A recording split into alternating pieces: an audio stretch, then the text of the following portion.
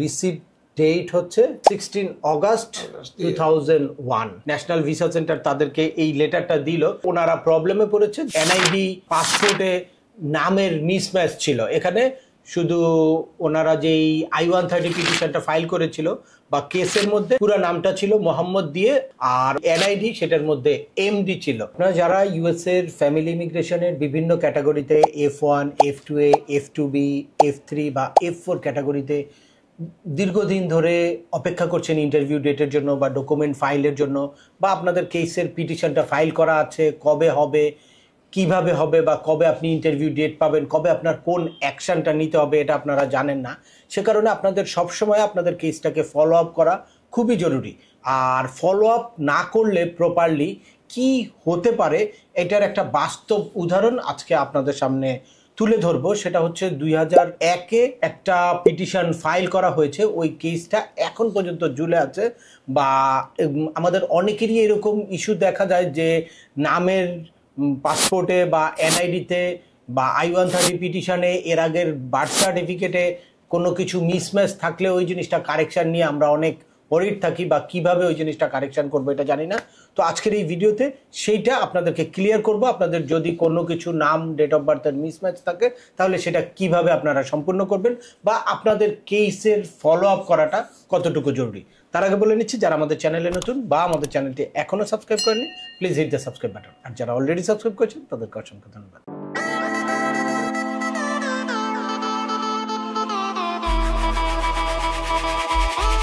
Welcome back. আপনাদের সাথে আছে আমি সিয়ামউল বাহার। আমাদের এই চ্যানেলে ইউএসের এই ফ্যামিলি ইমিগ্রেশনের একেবারে I-130 পিটিশন ফাইল করা থেকে শুরু করে ইন্টারভিউর প্রিপারেশন পর্যন্ত ডিটেলস স্টেপ বাই স্টেপ বিভিন্ন ভিডিও আছে। অ্যাট দ্য সেম টাইম কী কারণে আপনাদের কেসটা বাতিল হতে পারে, বা কী কারণে আপনাদের কেসটা ডিলেও হতে পারে, কী কারণে আপনাদের চাইল্ডের এইজ আউট হতে পারে, কিভাবে আপনারা চাইল্ডের এইজ আউট থেকে নিজেদেরকে মানে সেভ করতে পারবেন, বা কিভাবে আপনাদের কেসটাকে এক্সপার্টাইট করতে পারবেন, এই সংক্রান্ত হিউজ ইনফরমেটিভ ভিডিও আছে। আপনারা যারা যেই টপিক্সে ইন্টারেস্টেড দয়া করে ওই রিলেটেড সকল ভিডিওগুলো দেখবেন।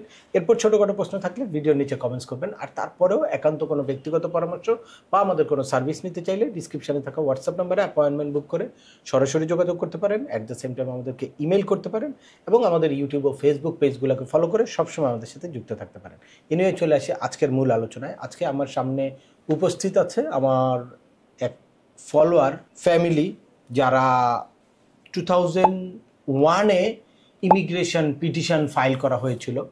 তো রিসেন্টলি তাদের চাইল্ডের এইজ আউট হয়ে যাচ্ছে। যখন তাদের কেসটাকে এক্সপার্টাইট করে ন্যাশনাল ভিসা সেন্টার মেইল পাঠিয়েছে, তখন তাদের নজরে এসেছে যে তাদের এখন কি করতে হবে। 2011-এ ওনারা লাস্ট ফি পেমেন্ট করেছিল, এরপর থেকে আর কোনো কিছুই করে নাই।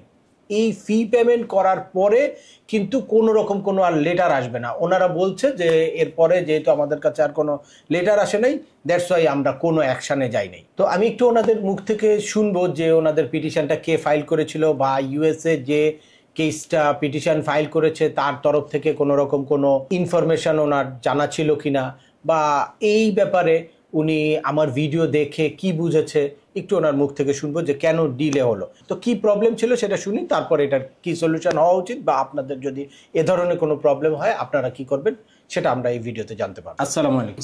আমাদের পিটিশনার আমার বোন। প্রথমে আমি দেখতে পাচ্ছি যে এই যে I-130 পিটিশন ফাইল করেছে আপনার আমার বোন। হ্যাঁ, আপনাদের এই কেসের সাথে কোনো এক্সপার্ট জড়িত ছিল নাকি আপনার বোন নিজে নিজে? ওখানে এক্সপার্ট জড়িত ছিল, কারণ আমাদের একজন না তো, আমরা আমাদের পরিবারেরই 8 জন। আচ্ছা, আমরাই ভাই বোন 8 জন। এছাড়া আমার বোনের শ্বশুর বাড়িতে প্রায় 20 জনের মতো অলরেডি চলে গেছে। এছাড়া আমার আব্বা গেছিল। আচ্ছা আচ্ছা। তারপরে আমার ছোট ভাই আছে। আচ্ছা আচ্ছা। তাহলে তো আপনাদের জানা উচিত যে এই যে প্রতি মাসে আমি একটা ভিসা বুলেটিন শেয়ার করি, দেখতে পান ওই ভিসা বুলেটিনটা? ওই ভিসা বুলেটিনে যে কাদের প্রায়োরিটি ডেট কারেন্ট থাকলে ডকুমেন্ট ফাইল করতে হবে, বা প্রায়োরিটি ডেট কার কোন অবস্থায় আছে, কোন অবস্থায় থাকলে ইন্টারভিউ কিউতে আছে, এগুলো তো আপনাদের জানার কথা। আমার ছেলেমেয়েরা দেখে। এই যে আপনারা দেখতে পাচ্ছেন এই রিসিভ ডেট হচ্ছে 16 অগস্ট 2001 রিসিভ ডেট।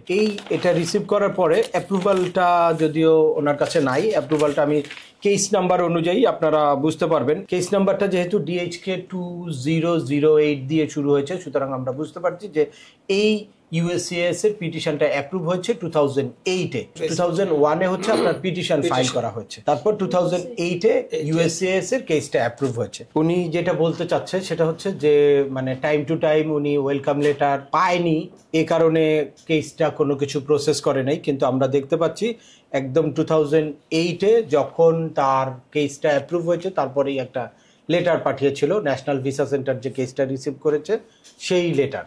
এই লেটারের পরে এরপর 2011-এ উনি ফি পেমেন্ট করলো। ফি পেমেন্ট করার পরে পর্যায়ক্রমে তখন এখন যেরকম অনলাইন ওই ইলেকট্রনিক সিস্টেমে ডকুমেন্ট আপলোড করার ব্যবস্থা থাকে, ডকুমেন্ট আপলোড করার পরে কোনো কোয়ারি থাকলে ওইখানেই কোয়ারিটা করে, কিন্তু তখন প্রত্যেকটা এরকম লেটার আকারে যে আপনার ডকুমেন্ট মিসম্যাচ আছে, ডকুমেন্ট পাঠান বারবার করে, ডকুমেন্টের চেক লিস্ট আপনাকে পাঠিয়েছে। এই যে 2012-এ ডকুমেন্টের চেক লিস্ট পাঠিয়েছে, তারপর এই যে 2013-এ ডকুমেন্টের চেক লিস্ট পাঠিয়েছে, এই যে 2013-এর অক্টোবরে, মার্চে একবার পাঠিয়েছে, এই যে অক্টোবরে আবার চেক লিস্ট পাঠিয়েছে। কিন্তু এই ডকুমেন্টগুলো আপনারা সাবমিট করেন নাই, সে কারণে কেসটা ওই সেম স্টেজেই রয়ে গেছে, কোনো কিছুই ইমপ্রুভ করে নাই। আর ডকুমেন্ট কোয়ালিফাই এখন পর্যন্ত ডকুমেন্ট কোয়ালিফাই হয় নাই, কারণ এখন পর্যন্ত আপনি সব ডকুমেন্টও আপলোড করেন নাই বা DS-260 ফিল আউটও করেন নাই, যেটা মানে অত্যন্ত দুঃখজনক যে আপনার ওখানে যেই এক্সপার্ট ছিল তার আপনাকে প্রপারলি গাইড করা দরকার ছিল, অথবা আপনার পিটিশনারের আপনাকে প্রপারলি গাইড করা ছিল, সেটা কেউই করে নাই, বা আপনিও এই কেস সম্পর্কে সচেতন না। দ্যাটস ওয়াই এই স্টেজে এসে যেখানে 2008-এ যারা ডকুমেন্ট ফাইল করেছে তারাও এখন ডকুমেন্ট কোয়ালিফাই হয়ে ইন্টারভিউর কিউতে আছে, বা 7-এ যারা মানে ডকুমেন্ট ফাইল করেছে 2021-এ ডকুমেন্ট কোয়ালিফাই হয়েছে তারা এখন ইন্টারভিউ দিচ্ছে। যেহেতু আপনার কেসটাকে এক্সপার্টাইট করে দিয়েছে ন্যাশনাল ভিসা সেন্টার, সো আপনার দ্রুততম সময়ে আপনার ডকুমেন্ট ফাইল করে তারপর DS-260 ফিল আউট করে আপনার ইন্টারভিউর জন্য প্রিপারেশন। আরও একটা ইম্পর্টেন্ট ইস্যু হচ্ছে যখন ওনাদের ফাইনালি কেসটা এক্সপার্টাইট করে ন্যাশনাল ভিসা সেন্টার তাদেরকে এই লেটারটা দিল, দেওয়ার পরে ওনারা প্রবলেমে পড়েছে যে ওনাদের এনআইডি বা পাসপোর্টে নামের মিসম্যাচ ছিল। এখানে শুধু ওনারা যেই I-130 পিটিশনটা ফাইল করেছিল বা কেসের মধ্যে পুরো নামটা ছিল মোহাম্মদ দিয়ে অন্য নামটা ছিল, আর ওনার যেই এনআইডি সেটার মধ্যে MD ছিল দিয়ে নামটা ছিল। তো এইটা আমাদের দেশের অনেকেরই এরকম হতে পারে। তো আর এখন জানেন, এখন যেহেতু পাসপোর্ট হয়েছে, আপনার এনআইডিতে যেরকম নাম থাকবে সেই অনুযায়ী অটোমেটিক আপনার পাসপোর্টটা হবে। এটাকে চেঞ্জ করতে গেলে অনেক ডিফিকাল্টি, অনেক কিছু হ্যাসেল আপনাকে পোহাতে হয়।